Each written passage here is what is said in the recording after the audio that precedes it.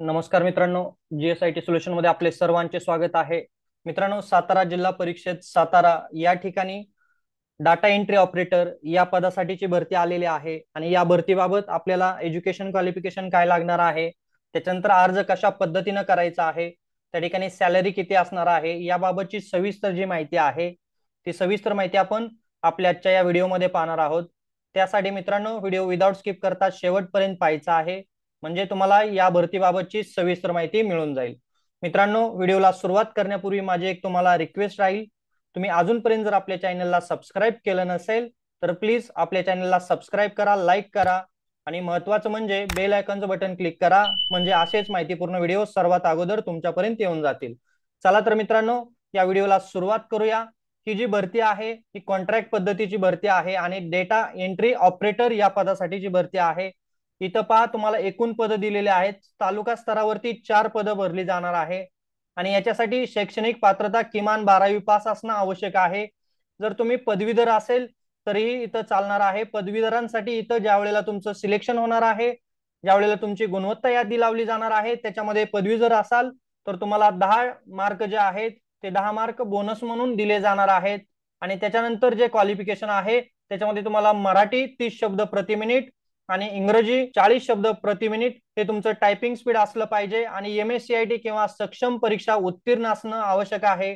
त्याचबरोबर तुम्हाला एकूण मानधन जे दिलं जाणार आहे ते 20,750 रुपये हे तुम्हाला एकूण मानधन दिलं जाणार आहे मित्रांनो.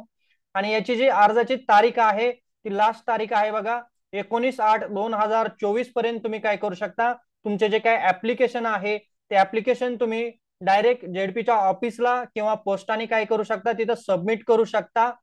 आणि तुमचे ऍप्लिकेशन झाल्यानंतर तुमची एक परीक्षा घेतली जाणार आहे. तुमची टायपिंगची परीक्षा असणार आहे आणि त्याचबरोबर संगणकाची परीक्षा असणार आहे. अशी एकूण तुमची 100 गुणांची परीक्षा घेतली जाणार आहे आणि त्याच्यामधून ज्या विद्यार्थ्यांना 50 गुण प्राप्त होणार आहेत अशांची निवडीसाठी पात्रता यादी जी आहे ती पात्रता यादी जाहीर केली जाणार आहे. आणि ती पात्रता यादी तुम्हाला इथं जेडपीची जी वेबसाईट दिलेली आहे, JDP-Satara.gov.in, या वेबसाईट वरती ती यादी तुमची प्रसिद्ध केली जाणार आहे. हे मित्रांनो इथं लक्षात घ्यायचं आहे. तुम्ही अर्ज करत असताना तुमचा एक पासपोर्ट साईज फोटोही त्या अर्जावरती लावणं आवश्यक आहे. त्याचबरोबर तुमची शैक्षणिक पात्रता, व्यावसायिक पात्रता, वयाचा अनुभव याबाबतची सर्व डॉक्युमेंट जे आहेत त्या सर्व डॉक्युमेंट तुम्ही काय करायचे आहेत, तिथं त्या ऍप्लिकेशन बरोबर जोडायच्या आहेत आणि तुमचं ऍप्लिकेशन सबमिट करायचं आहे. ही जी भरती आहे या भरतीचं एक टेंटेटिव्ह वेळापत्रक जे आहे ते तुम्हाला इथं स्क्रीनवरती दिलेलं आहे, ते तुम्ही पाहू शकता. तर मित्रांनो, ही जी क्लर्क साठी भरती आहे सातारा जिल्ह्यासाठी, या भरतीसाठी तुम्ही जर अप्लाय करणार असाल आणि त्यासाठी तुमचं जर क्वालिफिकेशन ते असेल तर निश्चितच अर्ज करायचा आहे. आणि तुम्हाला याबाबत आणखीन काय माहिती हवी असल्यास मला तुम्ही कमेंट बॉक्समध्ये कमेंट करू शकता. तुमच्या प्रत्येक प्रश्नाचं उत्तर देण्याचा मी 100% प्रयत्न करेन. तर मित्रांनो, तुम्हाला आपला आजचा व्हिडिओ कसा वाटला ते मला नक्कीच कमेंट बॉक्समध्ये सांगा.